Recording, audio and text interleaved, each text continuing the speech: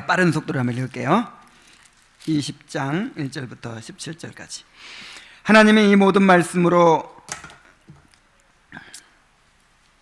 말씀하여 이르시되 나는 너를 애굽 땅 종되었던 집에서 인도하여 낸 내 하나님 여호와니라. 너는 나 외에는 다른 신들을 내게 두지 말라. 너를 위하여 새긴 우상을 만들지 말고 또 위로 하늘에 있는 것이나 아래로 땅에 있는 것이나 땅 아래 물속에 있는 것에 어떤 형상도 만들지 말며 그것들에게 절하지 말며 그것들을 섬기지 말라. 나 내 하나님 여호와는 질투하는 하나님인즉 나를 미워하는 자의 죄를 갚되 아버지로부터 아들에게로 3,4대까지 이르게 하거니와 나를 사랑하고 내 계명을 지키는 자에게는 1,000대까지 은혜를 베푸느니라. 너는 내 하나님 여호와의 이름을 망령되게 부르지 말라. 여호와는 그의 이름을 망령되게 부르는 자를 죄 없다 하지 아니하리라. 안식일을 기억하여 거룩하게 지키라. 여섯 동안은 힘써 내 모든 일을 행할 것이나 일곱째 날은 내 하나님 여호와의 안식일인즉 너나 내 아들이나 내 딸이나 내 남종이나 내 여종이나 내 가축이나 내 문 안에 머무는 객이라도 아무 일도 하지 말라. 이는 엿새 동안에 나 여호와가 하늘과 땅과 바다와 그 가운데 모든 것을 만들고 일곱째 날에 쉬었음이라. 이러므로 나 여호와가 안식일을 복되게 하여 그날을 거룩하게 하였느니라. 내 부모를 공경하라. 그리하면 내 하나님 여호와가 내게 준 땅에서 내 생명이 길리라. 살인하지 말라. 간음하지 말라. 도둑질하지 말라. 내 이웃에 대하여 거짓 증거하지 말라. 내 이웃의 집을 탐내지 말라. 내 이웃의 아내나 그의 남종이나 그의 여종이나 그의 소나 그의 낙이나 무릇 내 이웃의 소유를 탐내지 말라. 자, 우리는 지난 11주 동안에 십계명 설교를 들었습니다. 율법을 주신 목적이 무엇이죠? 세 가지가 있었죠. 죄를 깨닫게 하는 것이고, 그래서 이제 그리스도를 바라보게 하는 것이죠. 그 다음에 두 번째는 죄를 억제하는 것이죠. 그 다음에 세 번째는 이 구원받은 자의 삶의 규범으로 그렇게 주신 것이라고 했습니다. 웨스트민스터 소요리 문답에서는 이 세 가지 율법의 목적 가운데 첫 번째 목적에 초점을 맞추었어요. 그래서 아주 그냥 강하게 죄를 드러내죠. 구체적으로 강하게 죄를 드러내죠. 그런데 하이델베르크 의문답에서는 구원받은 자의 감사의 삶에서 십계명을 다루고 있죠. 말하자면 이 세 번째 목적을 이제 강조하는 것입니다. 이 세 가지 목적이 모든 사람에게 다 해당되는 것이 아니고 구원받지 못한 사람에게는 두 가지 목적밖에 다 해당되지 않아요. 죄를 깨닫게 하는 것과 억제하는 것. 근데 구원받은 사람에게만 이제 세 번째는 해당되는 거예요. 물론 첫 번째, 두 번째도 구원받은 사람도 해당되죠. 죄를 계속 깨닫게 해야 되니까. 특히 해당이 되는 것은 세 번째. 그를 제3용도라고 해요. 우리 개혁교회의 특징입니다. 이 다른 교파에서는 이 제3용도를 그렇게 강조하지 않아요. 그냥 죄를 깨닫게 해서 그리스도께 인도하는 몽학 선생의 역할을 한다, 이것만 강조해요. 그리고 구원받고 나면 이제 율법을 강조하지 않는 거예요. 그러나 우리 개혁주의에서는 제3용도를 함께 강조합니다. 이제 구원받았으니까 더 율법을 알아야 돼요. 이제 우리 구원받은 자의 삶을 보여주는 것이니까. 그래서 하이델베르크 요리문답에서는 비교적 좀 부드럽게 다루었던 것 같아요. 그래서 막 회개하고 막 울고 불고 하는 사람이 별로 없었던 것 같아요.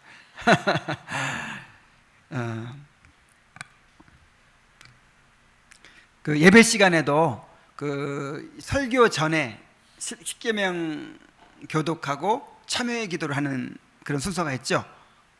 어떤 교회들은 그렇게 하죠.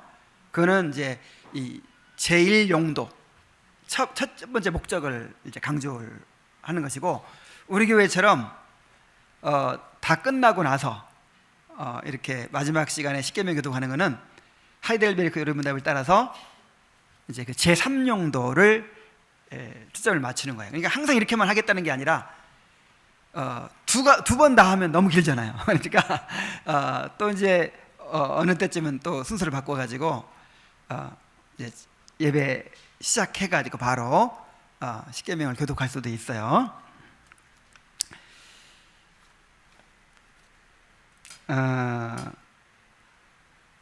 이 십계명 설교를 들으면서 우리가 얼마나 하나님이 요구하시는 수준에서 멀어져 있는지를 여러분 분명히 보았을 것입니다. 그래서 내가 열심히 노력해가지고 내가 지켜야겠다. 내가 조금 부족한데 더 열심히 노력해서 지켜야겠다. 자, 이러면 지금 십계명 설교 잘못 들은 거예요. 이야, 나는 도저히 지킬 수 없는 수준이구나, 이렇게 느껴야 돼요. 이게 하나님의 수준이잖아요, 그죠? 우리가 도달할 수 있는 만큼을 제시하는 것이 아니라 하나님의 성품의 수준을 제시하시는 거예요. 그리고 마땅히 또 우리가 지켜야 되고요, 결국은.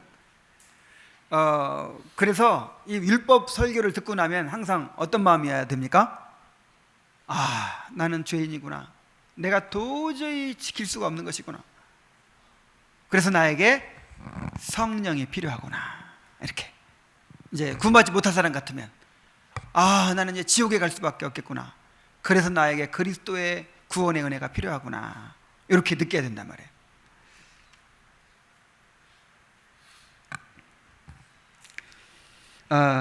오늘은 십계명의 결론으로 십계명을 온전히 순종할 수 없는 우리가 계속해서 십계명 설교를 들어야 하는 이유를 얘기해 주고 있어요. 그리고 십계명에 대해서 어떠한 태도를 가져야 되는지에 대해서 이제 얘기해 주고 있습니다.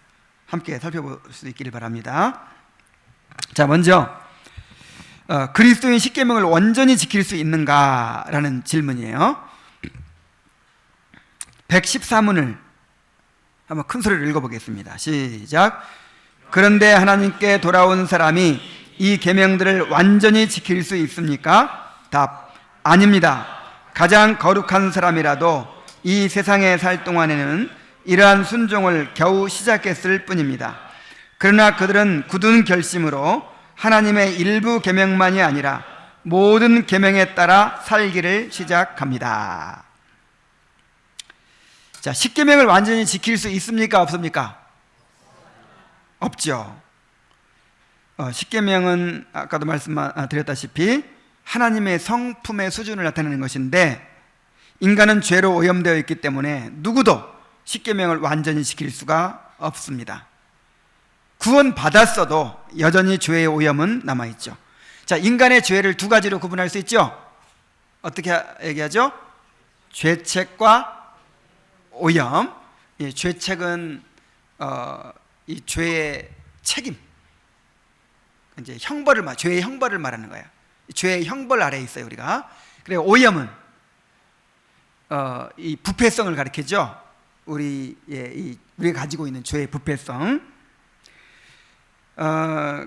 그래서 이 구원이라고 하는 것은 죄에서 건져내는 건데, 이 죄책과 오염이 있는데, 이 죄책과 오염에서 우리를 건져내는 것이 구원이란 말이에요.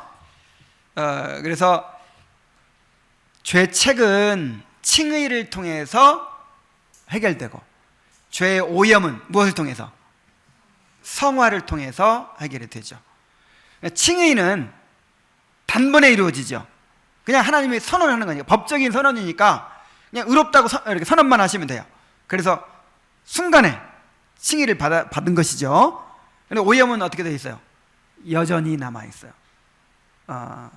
점진적으로 성화가 이루어집니다. 그래서 여전히 죄의 오염이 남아있을 수밖에 없어요, 구원받은 사람이라도. 그래서 어떻게 얘기하고 있냐면, 가장 거룩한 사람이라도 이 세상에 살 동안에는 이러한 순종을 겨우 시작만 했을 뿐이다, 그래요.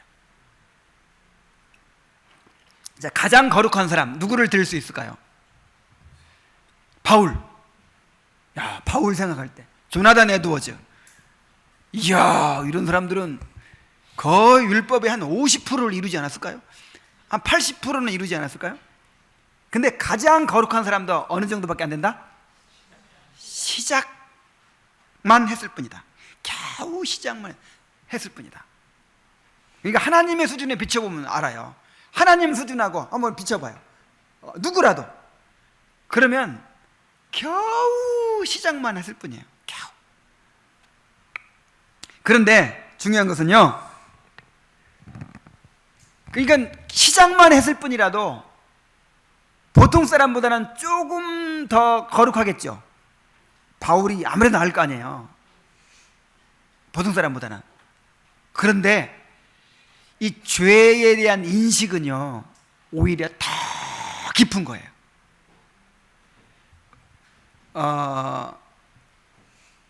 뭐하고 똑같으냐면, 돈이 한 푼도 없는 사람은요,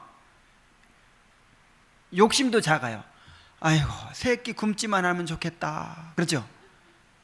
그냥 살만한 집 한 칸만 있으면 좋겠다, 그렇죠? 근데 그 사람한테 10억이 생겼어. 그럼 어때요? 너무 부족한 거예요. 아파트를 사자니 아파트 사고 뭐 승용차 좀 사고 뭐 어쩌고 하니까 모자라. 이거 이렇게 사업 좀 벌리고. 그러니까 뭔가 생기면 더 어려운 거예요. 왜냐하면 이제 필요가 더 커지니까. 그러니까 아무것도 없이 굶던 사람은 뭐만 있으면 돼요?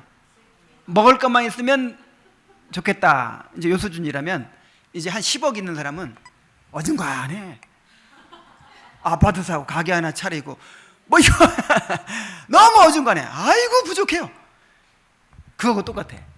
그래서 아예 그냥 죄인들은요, 자기 죄를 그렇게 크게 인식 못해요. 근데 바울처럼 정말 이제 율법에 순종하고 해가기 시작하는 사람은요, 율법에 순종하기 시작하다 보니까 누구의 수준을 점점 더 알게 되죠? 하나님의 거룩하신 그 성품을 더 깊이 알게 되잖아요. 그래서 그 죄인식의 깊이가 더 깊어요. 그러니까 우리가 생각하는 아유 나는 죄인입니다 하고 바울 사도가 생각하는 나는 죄인입니다가 달라요. 바울은 어느 정도죠? 내가 죄인 중에 괴순이라, 그렇게 되는 거예요. 그래서 그 역설적으로 성화가 많이 되면 많이 될수록 점점 본인은요 큰 죄인이 되는 거예요. 그냥 나 같은 죄인이 없는 거야. 조나단 에드워즈도 그냥 말버릇처럼 세상에서 가장 큰 죄인이 나래. 사람들은 뭐라고 하는데? 성자라고 하는데. 그래서 물론 여러 가지 이제 다른 것으로도 살펴볼 수 있겠지만, 그 죄를 얼마나 깊이 인식하느냐에 따라서 그 사람의 성화의 정도를 알 수 있는 거예요. 갈수록 의인이 돼. 갈수록 나는 11조도 다려서 내. 뭐 하여간 내가 뭐 이렇게 했다, 나는 이렇게 한다, 할 말이 많아져. 점점 신앙생활 오래 하면 할수록 할 말이 많아지는 거, 이게 지금 성화되고 있는 거야, 안 되고 있는 거예요? 점점 바리새인이 돼가고 있는 거예요. 점점 성화가 되는 사람은요 할 말이 없어져요. 옛날에는 내가 애를 어떻게 키웠다, 뭐 내가 뭐 어떻게 해서 누구 남편을 변화시켰다, 뭐 내가 어떻게 했다, 이런 말을 막 했었거든요.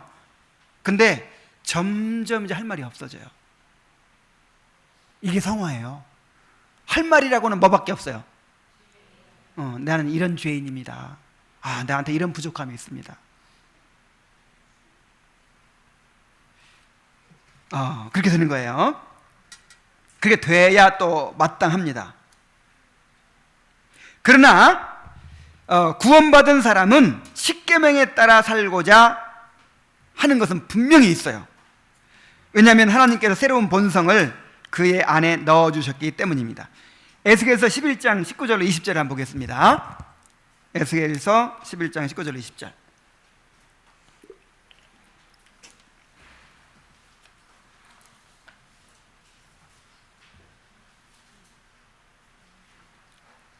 자, 한 목소리로 한번 크게 읽어보겠습니다. 시작. 내가 그들에게 한 마음을 주고 그 속에 새 영을 주며 그 몸에서 돌 같은 마음을 제거하고 살처럼 부드러운 마음을 주어 내 율례를 따르며 내 규례를 지켜 행하게 하리니 그들은 내 백성이 되고 나는 그들의 하나님이 되리라. 요게 이제 새 언약인데 성령을 보내서 거듭나게 하시겠다는 약속이에요. 이게 거듭남의 모습입니다. 거듭난다는 건 뭐냐면 그의 영혼을 지배하는 본성이 거룩해져 버리는 거예요. 이게 본성이 바뀌는 거예요. 본성이. 한 마음을 주고 새 영을 주며 돌 같은 마음을 제거하고 살처럼 부드러운 마음을 줘서 내 율례를 따르며 내 규례를 지켜 행하게 하겠다. 그래서 그들은 내 백성이 되고 나는 그들의 하나님이 되겠다. 이게 외적으로가 아니라 내적으로 이루어져 버리는 거예요. 내적으로.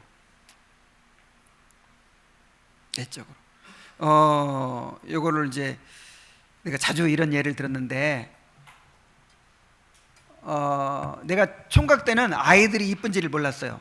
이쁜지 모르는 게 아니라 막 교회에 막 떠들고 돌아다니고 막 코 질질 흘리고 그러면 아이 저 그냥 한 때려주고 싶다 이런 아이들이 귀찮아. 그래서 괜히 걱정이 되더라고요. 나도 아이들을 낳을 텐데 어떻게 키우지?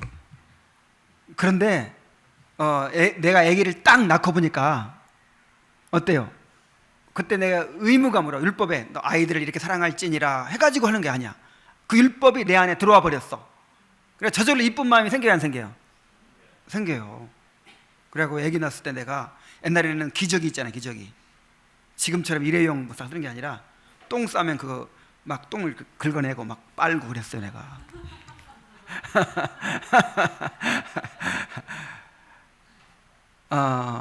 내가 나한테 놀라는 거야, 나한테. 나처럼 이기적이고 나만 알고 이런 사람이 아이를 위해서 희생하는 거예요. 그게 저절로 그렇게 하고 싶은 마음이 나오는 거예요. 이야, 이거 누가 심어주신 거예요? 하나님이. 그냥 본성에 그런 마음을 넣어줘 버린 거예요. 이렇게 내 자식을 사랑하는 마음을 하나님이 넣어주신 거예요. 그렇지 않으면 어떻게 하겠어요? 하루 이틀 그냥 이쁘게 보긴 하겠지만 계속해서 그 아이를 어떻게 하겠어요? 근데 지금의 아이들이 이쁩니다. 또 오해하지 마시고 바꿔주셨어요, 하나님이. 그렇게 이제 마음을 바꿔주셨단 말이에요. 이렇게. 또 에레미야 31장 33절에 보면은, 자, 이것도 한번 찾아보세요. 에레미야 31장 33절. 그러나 그날 후에 내가 이스라엘 집과 맺을 언약은 이러하니 곧 내가 나의 법을 그들의 속에 두며, 법을 어디다 두며? 속에다. 마음에 그 법이 저절로 생겨났어요. 본성적으로 그냥 그 율법을 지키고 싶은 마음이 생겨나 버린 거예요. 그들의 마음에 기록하여 나는 그들의 하나님이 되고 그들은 내 백성이 될 것이라. 이게 거듭남이에요. 이게 중생이에요. 이렇게 된 사람이 거듭난 사람이에요. 그래서 물론 똑같이 율법을 못 지키더라도 뭐 하고자 하는 마음이 있어요? 율법을 지키고 저렇게 율법대로 살면 얼마나 좋을까? 저렇게 살고 싶다. 최소한 이런 마음은 있어. 근데 거듭나지 못한 사람들은 그렇게 어떻게 살아? 피곤하게. 그럼 재미도 하나 없을 것 같아. 이게 아직 그런 마음이 안 생긴 거죠. 정말 그렇게만 살 수 있다면 얼마나 행복할까? 정말 그렇게 살고 싶다. 여러분에게 그런 마음이 있습니까? 그럼 거듭난 거예요. 그들은 굳은 결심으로 하나님의 일부 계명만이 아니라 모든 계명을 따라 살기 시작한다 그랬어요. 자, 굳은 결심으로. 거듭난 사람은 하나님의 율법에 순종하여 살고자 하는 의지가 있어요. 결심이 있어요. 그 다음에 일부 계명만이 아니라 모든 계명에 따라 그랬죠. 자, 거듭났다는 것은 뭐가 바뀌었다는 거예요? 본성이 바뀌어서, 본성이. 그래, 본성이 바뀌어서 순종하는 것과 아니면 도덕 윤리 때문에 순종하려고 하는 걸 어떻게 구분할 수 있냐면, 어떻게 구분되냐면요, 여러 가지로 구분될 수 있지만 본성이 바뀌어서 순종하려고 하는 사람은요, 일부 계명이 아니라 전체 계명에 대해서 그렇게 순종하고자 하는 마음을 가집니다. 그런데 도덕적으로 윤리적으로 그렇게 참 깨끗하게 살려고 하는 사람이 있죠. 이런 사람들은 어떤 특징이 있냐면은 일부 계명만 중요하게 여겨요. 이런 경우가 있죠. 예를 들어서 정직에 대해서 그렇게 강조하고 거짓말하는 건 죽어도 못 참는 사람이 있어요. 근데 바람 펴. 그러니까 막 여자들 이렇게 바람 피고 이런 거는 별로 죄의식이 없어요. 근데 정직, 거짓말 이건 죽어도 못 참는 거예요. 그리고 또 이런 경우 있죠. 예를 들어서 바깥에 나가서는 천사야. 누구한테도 화를 내지 않고 뭐 자기 걸 다 주어 섬겨요. 근데 안에 들어오면 악마야. 이건 막 폭군이고 막 집어 던지고 그냥 자기 마음대로 해요. 그러니까 어떤 특정한 부분에서는, 자기가 이제 중요하다고 여기는 특정한 부분에서는요, 보통 사람보다 뛰어나게 이 수준을 가집니다. 그런데 자기가 별로 안 중요하다고 여기는 그런 부분들에 대해서는 이제 더 신경을 안 쓰고 못하는 거예요. 요게 본성이 안 바뀌었다는 증거예요. 본성이 바뀌었으니까 교회 가서 하고 집에 가서 하고 직장에서 하고 다를 수가 없죠. 근데 본성이 안 바뀌고 율법이 지금 마음에 안 기록되고 바깥에 돌비에 있는 거예요. 그러다 보니까 교회에서 하는 게 다르고 집에서 하는 게 다르고 직장에서 하는 게 달라요. 또 뭐 정직 문제에 다르고 성적인 문제에 다르고 그 다음에 이 사람들과 대하는 것이 다르고. 그래서 구원받은 사람들은 일부 계명만이 아니라 모든 계명에, 하나님의 모든 계명에 순종하고자 하는 마음을 가지는 것입니다. 그래서 야고보서 2장 10절로 11절에서 이렇게 얘기했죠. 누구든지 온 율법을 지키다가 그 하나를 범하면 모두 범한 자가 되나니, 간음하지 말라 하시니가 또한 살인하지 말라 하셨은즉 내가 비록 간음하지 아니하였어도 살인하면 율법을 범한 자가 되느니라. 그러니까 이 십계명, 율법은 통짜라 그랬죠. 따로따로 분리할 수 없는 거라 그랬죠. 그래서 하나 어기면 다 어기는 거예요. 그래서 우리가 율법에 순종하고자 한다는 것은 전체를 순종하고자 한다는 것이지, 뭐 이 십계명 중에서 어떤 계명은 내가 뭐 지키고 어떤 계명은 안 지키고 이런 게 아니란 말이에요.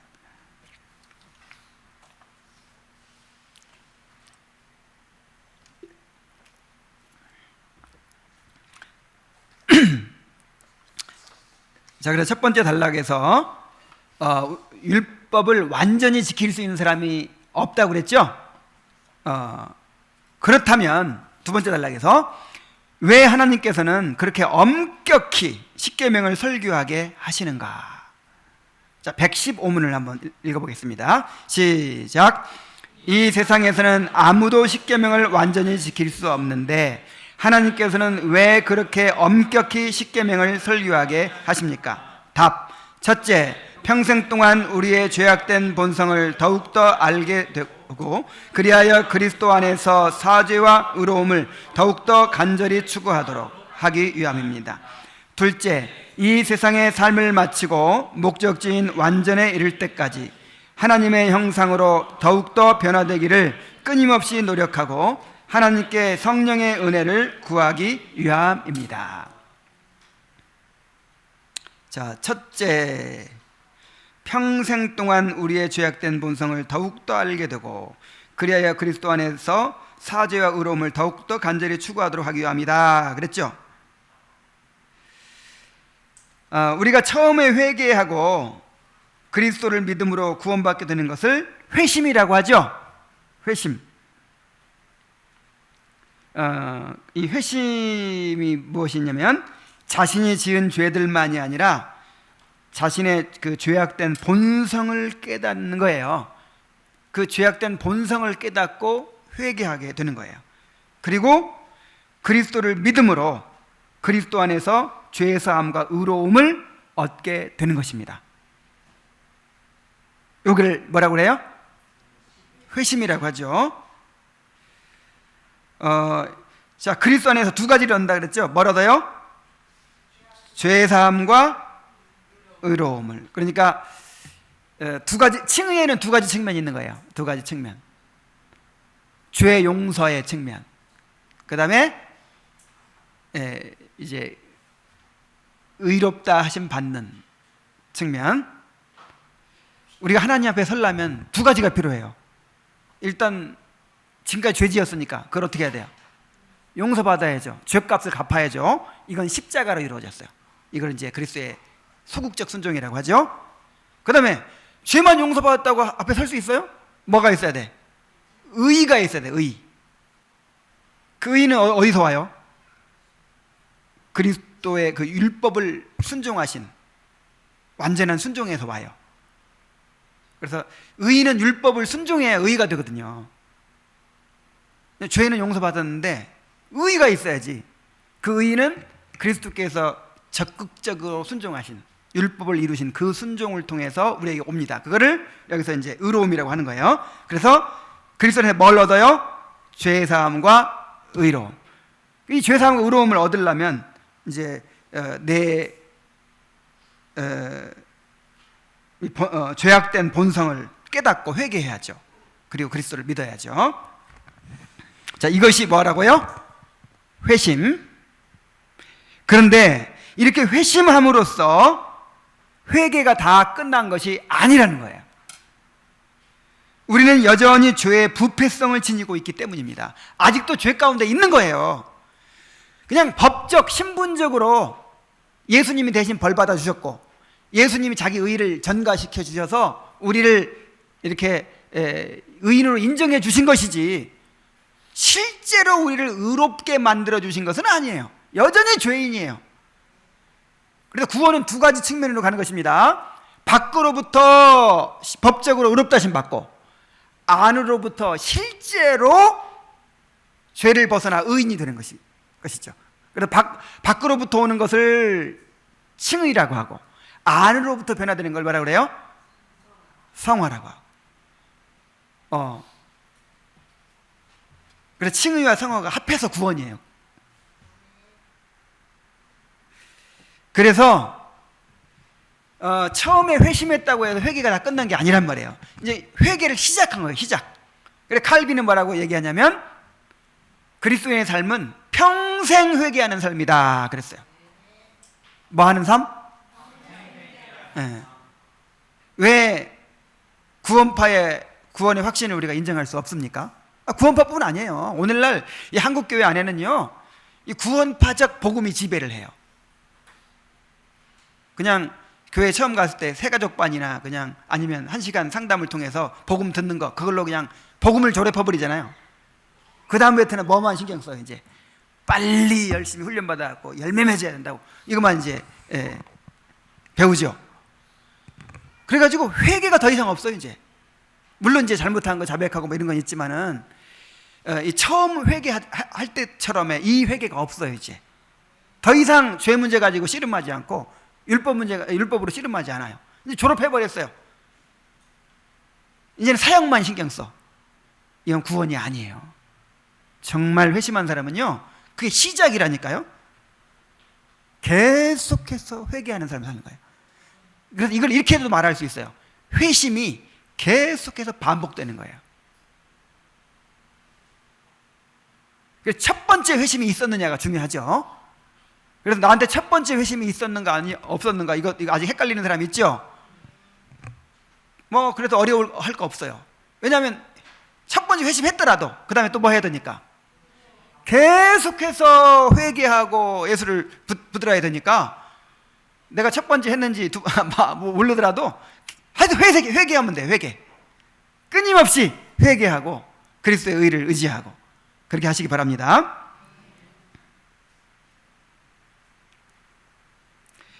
평생 동안 우리의 죄악된 본성을 더욱더 알아가야 됩니다. 그래서 회개하려면 어떻게 해야 돼요? 우리의 죄악된 본성을 알아가야죠. 그러니까 처음에 첫 번째 회심할 때 죄악된 본성을 알았지만 얼마큼 아는 거예요? 그게 조금 알기 시작한 거예요. 이제 계속해서 깊이 알아가는 거예요. 계속해서. 그리하여 그리스도 안에서 사죄와 의로움을 더욱더 간절히 추구해야 합니다. 아니 사죄와 의로움을 이미 얻었잖아요. 얻었는데 또 뭘 추구해? 이게 무슨 얘기예요? 죄 용서가 계속 필요합니다. 이미 이제 용서에는 두 가지가 있어요. 영원한 용서가 있고 또 경험적인 용서가 있어요. 영원한 용서는 뭐예요? 그냥 한 번에 다 끝나버린 거죠. 법적 신분적으로. 그렇지만 우린 죄의 부패성이 있고 아직도 죄를 짓고 있기 때문에 경험적으로는 계속 죄를 범하고 있고 그 죄짐에 눌려 있고 그 죄를 경험하고 있잖아요. 그 죄를 계속해서 용서받아야 되는 거예요. 계속해서. 그래서 우리가 죄 없다 하면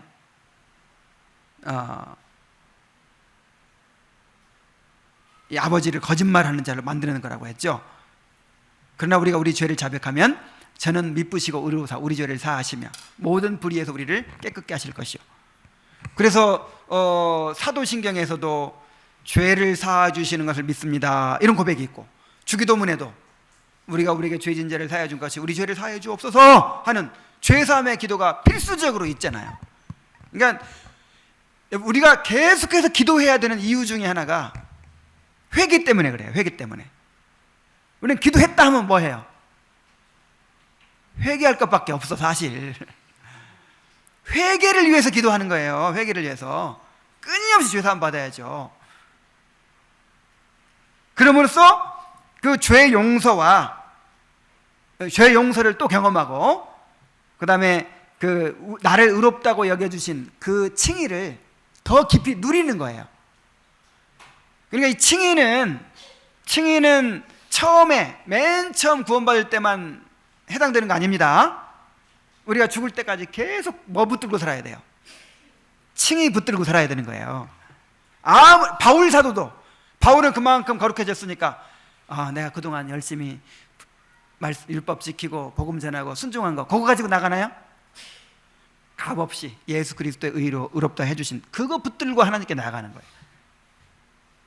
그러니까 우리 죄를 깊이 깨닫고 회개하면서 붙들어야 될 것이 무엇입니까? 사죄의 의로움, 칭의의 은혜예요. 칭의의 은혜를 계속해서 누려야 되는 거예요. 근데 칭의의 은혜를 계속해서 누리는 것은 자기의 죄악된 본성을 더 깊이 깨닫고 회개하는 사람만이 누린단 말이에요. 죄가 많은 곳에 뭐가 넘쳤느니라? 은혜가 넘는. 그러니까 죄가 없는 곳에는 은혜가 필요가 없어. 바리새인과 세리가 기도하러 갔는데 어디가 죄가 많아요? 보니까 바리새인은 가만 들어보니까, 하나님을 들어보니까 은혜가 필요 없어. 그래 네 의로 살아라. 근데 세리는 보니까 거지야, 거지. 깡통만 찼어. 그래서 세리가 의롭다함 받았다고 했잖아요. 우리는 평생토록 세리의 마음으로 살아야 될 줄로 믿습니다. 이 세리의 마음이 점점 깊어가야 돼요. 이 세리의 마음을 잃어버려서는 안 돼요.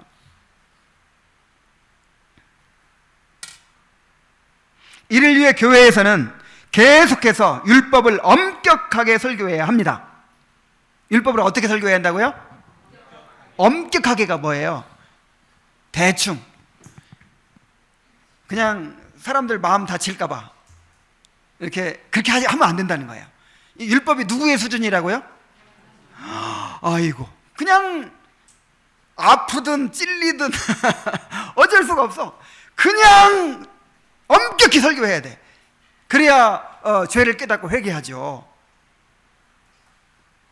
그런데 율법을 설교하지 않으면 참된 회개가 일어날 수가 없겠죠. 율법은 죄를 억제하는 기능도 있는데 율법을 설교하지 않으니까 이렇게 죄가 번성하는 거예요. 이 죄는 하나의 세력입니다. 하나의 세력. 우리를 사로잡고 계속해서 열매를 맺는 거예요. 우리를 막 끌어가는 거예요. 그래서 뭐 구원받기까지는 안 하더라도 억제라도 해야 돼. 억제라도. 그래서 교회 안에서는 권징이 있어야 되는 거예요. 율법 설교가 있어야 되는 거예요. 그래서 계속 그대로 지켜 못 살더라도 최소한 아이고 이것이 죄구나, 아이고 하나님의 진노가 있구나, 요거라도 알아야 죄를 두려워하지. 그러니까 율법 설교를 하지 않으니까. 맨날 성경은 두 가지로 구분됩니다. 하나는 뭐예요? 율법, 복음. 이 두 가지로 구분되는 거예요. 성경 말씀 전체가 무엇을 하라 하는 건 전부 율법이에요. 십계명만 율법이 아니라 나머지는 전부 다 십계명을 풀어놓은 거예요. 어떻게 하라, 뭐 형제를 사랑하라, 뭐 아니면 뭐 하나님께 영광 돌리라, 어떤 것이든지 뭐 하라는 건 다 뭐예요? 율법. 그 다음에 하나님이 우리를 위해 이렇게 행하셨다라는 건 다 뭐예요? 복음이에요. 복음. 그래서 성경은 율법과 복음으로 되어 있어요. 그래서 성경을 우리가 안다는 것은 율법과 복음을 균형 있게 아는 거예요. 근데 이 중에서 뭘 빼버려요? 율법을 빼버려요. 하나님이 우리를 위해서 무엇을 하셨다, 이렇게 해주신다, 하나님 우리 이렇게 사랑하신다. 그러니까 어떻게 되겠어요? 그러니까 우리가 중립적인 상태에 있는 게 아니잖아요. 지금 죄에 사로잡혀 있잖아요. 그래서 죄가 번성하는 거예요. 회개가 안 일어나는 건 그건 둘째 문제고, 그냥 죄를 막 밥 먹듯이 지으면서도. 그래서 오늘날 교회 안에 이렇게 좀 깊이 들어가 보면요, 이 도덕적인 수준이 이 세상 사람과 다름이 없어요.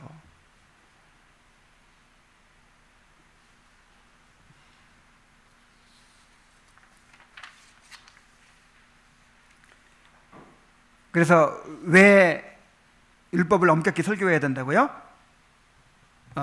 평생토록 죄악된 본성을 깨달아가면서 회개하고, 그 다음에 그리스도의 사죄와 의로움을 더 깊이 추구할 수 있기 위해서 율법을 계속 들어야 됩니다. 율법을 듣기를 사모하십시오. 이 거듭난 성도의 특징이에요. 율법을 즐거워하여. 어떻게 하여? 아픈데 즐거워. 아프지만 즐거워요. 자, 두 번째 목적은 이 세상의 삶을 마치고 목적지인 완전에 이를 때까지 하나님의 형상으로 더욱더 변화되기를 끊임없이 노력하고 하나님께 성령의 은혜를 구하기 위함입니다. 율법의 제3용도를 말하는 거죠. 회심한 사람들은 계속해서 성화를 이루어가야 합니다. 빌립보서 2장 12절로 13절에 보면은, 자, 읽어봅시다. 시작. 그러므로 나의 사랑하는 자들아, 너희가 나 있을 때뿐 아니라 더욱 지금 나 없을 때에도 항상 복종하여 두렵고 떨림으로 너희 구원을 이루라. 너희 안에서 행하시는 이는 하나님이시니 자기의 기쁘신 뜻을 위하여 너희에게 소원을 두고 행하게 하시나니. 그랬어요. 항상 복종하여 두렵고 떨림으로 너희 구원을 이루라. 이 구원은 칭의의 구원이 아니라 성화의 구원을 말하는 것이죠. 칭의는 단번에 이루어졌지만 성화는 점진적으로 이루어지잖아요. 그래서 여기서는 성화의 구원을 말하고 있는 거예요. 근데 어떻게 이루라? 두렵고 떨림으로.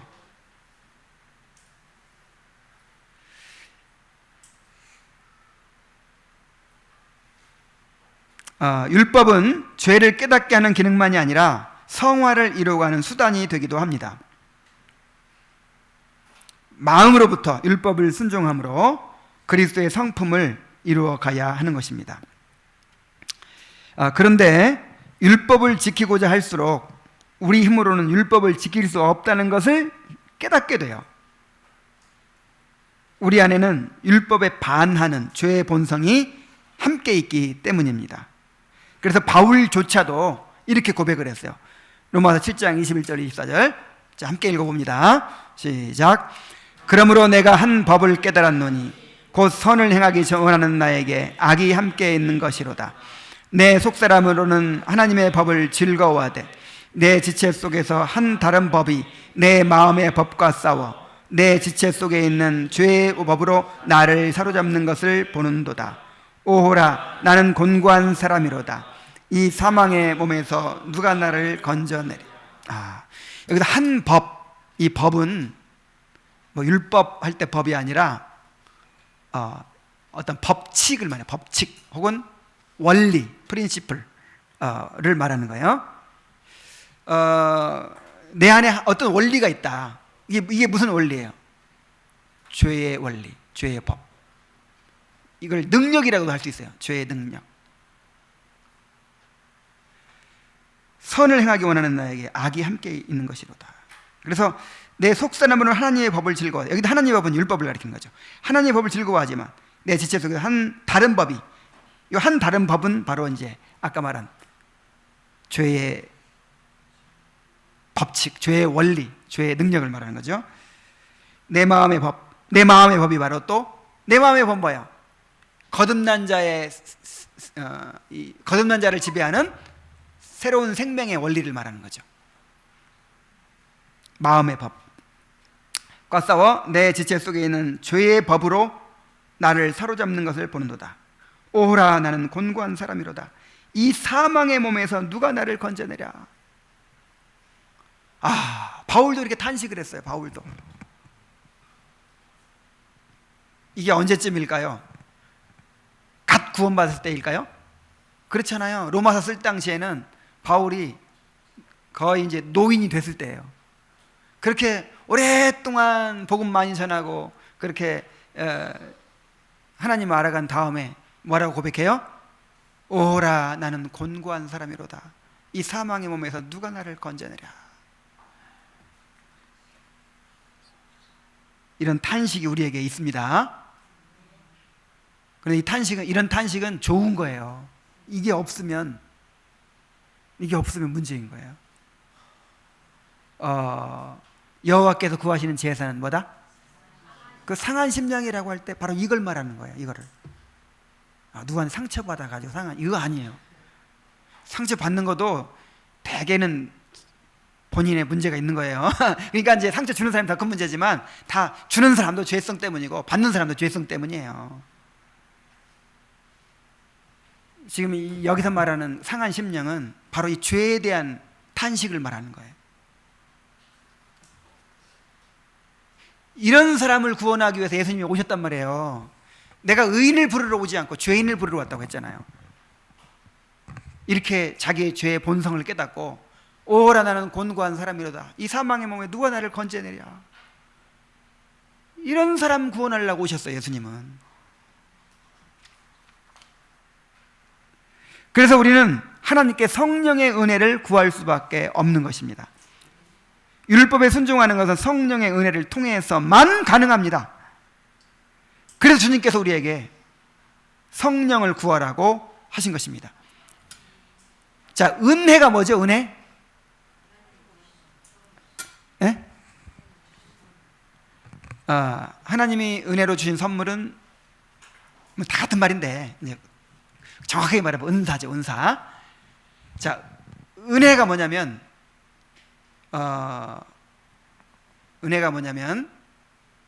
구원에 속한 은혜를 말하는 거예요.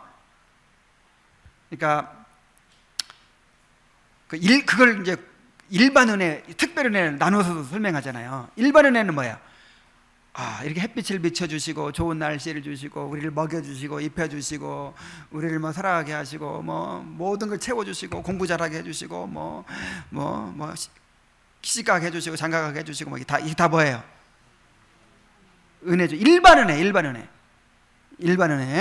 구원받지 않은 사람에게도 이 일반 은혜는 주시죠. 근데 특별 은혜는 뭐냐면 구원에 속한 은혜를 특별 은혜라고 해요. 구원을 이제 이루어가고 완성시키는데 필요한 모든 것을 가리켜서 무슨 은혜? 특별 은혜. 근데 성경에서 은혜 할 때는 무슨 은혜를 가리켜요? 특별 은혜죠. 그러니까 은혜를 구하라 하는 말은 무슨 말이냐면 우리의 구원을 이루어가는데 필요한 것을 구하라는 거예요. 그래서 기도가 은혜의 수단이라 하는 말이 뭐예요? 우리의 구원에 필요한 걸 구하라는 거예요. 기도는 소원 성취의 수단이 아니고 우리의 구원을 이루어가는데 필요한 것은 다 구해라. 이미 그리스도 안에서 다 허락되어 있다. 그거예요. 그래서 기도는 구원의 수단입니다. 기도는 은혜의 수단입니다. 근데 그 은혜는요 그리스도 안에 있는데 성령을 통해서만 와요. 성령을 통해서만. 그래서 그걸 가리켜서 성령의 은혜라 또 이렇게 얘기하죠. 그래서 이렇게 감동받은 거 가지고 또 은혜와 또 혼동하면 안 돼요. 그러니까 내 마음이 막 감동이 저 찬양 집회, 경배 찬양 집회 가가지고 그냥 그 분위기에 휩싸여가지고 막 눈물 흘리고 막 그리고 나서 은혜 받았대. 은혜. 어떤 저 안산의 어떤 감리교회, 큰 감리교회에서는 그 뽕짝 목사 있죠. 그 목사님이 와가지고 막 온 교인들이 막 강대상이 어디고 막 다 돌아다니면서 그냥 춤추고 난리 법석을 치렀대. 그리고 얼마나 은혜가 풍성했는지 막 감정적으로 고양되면 그걸 은혜라고 해요. 물론 이제 은혜가 왔을 때 감정적으로 고양될 수도 있겠죠. 근데 감정적으로 이렇게 고양되고 이렇게 했다고 해서 그 은혜가 아니고, 은혜라는 건 뭐냐면 우리의 구원에 필요한, 구원을 이루어 가는데 필요한 성령의 감화, 이런 걸 은혜라고 해요. 예를 들어서 말씀을 깨닫고 말씀을 통해 죄를 깨달았다. 그래서 회개하게 되었다. 이게 뭐예요? 은혜. 그래서 은혜는 일단 우리 지성에 영향을 줍니다. 깨달음을 통해서 시작돼요, 은혜가. 뭘 통해서? 깨달음을 통해서. 그러니까 말씀이 선포될 때 은혜가 오는 거예요. 말씀이 선포될 때. 말씀을 듣고 죄를 깨닫고 그리스도께서 하신 일을 깨닫고 깨달으면서 성령께서 감화해 주셔서 마음이 움직여요. 그리고 회개하게 되고 죄를 버리게 되고 그 다음에 순종하게 되고, 그러면 그걸 가리켜서 뭐라고 그래요? 은혜. 이 은혜를 구하시기 바랍니다. 그래서 율법에 순종하는 것도 뭘 통해서? 은혜를 통해서. 은혜. 그래서 누가복음 11장 9절로 13절에 한번 다 같이 읽어보겠습니다. 시작. 내가 또 너에게 이르노니 구하라 그러면 너에게 주실 것이요, 찾으라 그러면 찾아낼 것이요, 문을 두드리라 그러면 너희에게 열릴 것이니 구하는 이마다 받을 것이요, 찾는 이는 찾아낼 것이요, 두드리는 이에게는 열릴 것이니라. 너희 중에 아버지 된 자로서 누가 아들이 생선을 달라 하는데 생선 대신에 뱀을 주며 알을 달라 하는데 전갈을 주겠느냐? 너희가 악할지라도 좋은 것을 자식에게 줄 줄 알거든 하물며 너희 하늘 아버지께서 구하는 자에게 성령을 주시지 않겠느냐? 이걸 통해서 기도가 무엇인지를 알 수 있어요. 기도는요 100% 응답되는 것입니다. 그렇게 돼 있잖아요. 구하는 이마다 받는다고 했어요. 구하는 이마다. 그러니까 기도가 내 소원 성취의 수단이 아닌 건 틀림없죠. 벤츠 구하면 벤츠 받고 그래요? 전교 1등 하게 해주십시오. 1등하고 안 되잖아요. 근데 성경에는 분명히 100%라고 했거든. 자, 뭘 구하는 거냐면요, 성령을 구하는 거예요. 기도는 그 은혜를 구하는 거예요. 은혜.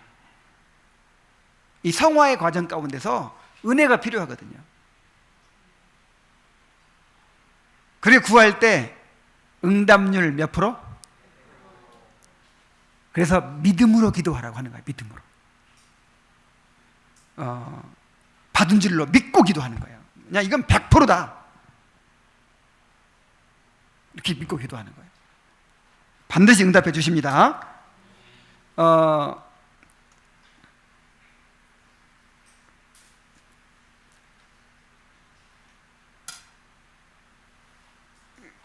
그래서 이제 성령을 통해서 내 삶에 하나님의 율법이 이제 이루어져 가게 되는 것이죠. 자, 그래서 이 세상의 삶을 마치고 목적지인 완전에 이를 때까지 하나님의 형상으로 더욱더 변화되기를 끊임없이 노력하고 하나님께 성령의 은혜를 구하기 위해서 우리가 무슨 설교를 들어야 된다고요? 율법을 엄격히 설교해야 된다고요. 자, 이제 결론입니다. 우리는 율법을 통해서 어떻게 하나님의 형상으로 변화되어 가야 할지를 알게 되고 이를 위해 성령을 구하게 됩니다. 기도는 소원 성취의 수단이 아니죠. 기도는 성화의 수단으로 주어진 것입니다. 기도는 성령의 은혜를 구하는 것이 그 핵심입니다. 십계명 설교를 듣게 되면 기도하게 되지 않을 수 없지요. 그래서 다음 주부터는 이제 뭐에 대해서 배우게 돼요? 기도에 대해서 배우게 됩니다. 지금 이때쯤 되면 여러분 가운데 아이고 기도해야 되겠다 이 마음이 들어야 돼요. 지금 왜? 십계명을 들었거든. 십계명 듣고 나니까 어떤 마음이 들어요? 뭐가 필요해요 지금? 성령의 은혜가 필요하죠. 그러니까 기도해야겠다 그런 마음 지금 먹으셨을 줄로 믿습니다. 그래서 다음 주부터는 기도에 대해서 배우는 거예요. 우리 기도를 잘 배워서 정말 100% 응답되는 이 약속을 우리가 경험해 가도록 합시다.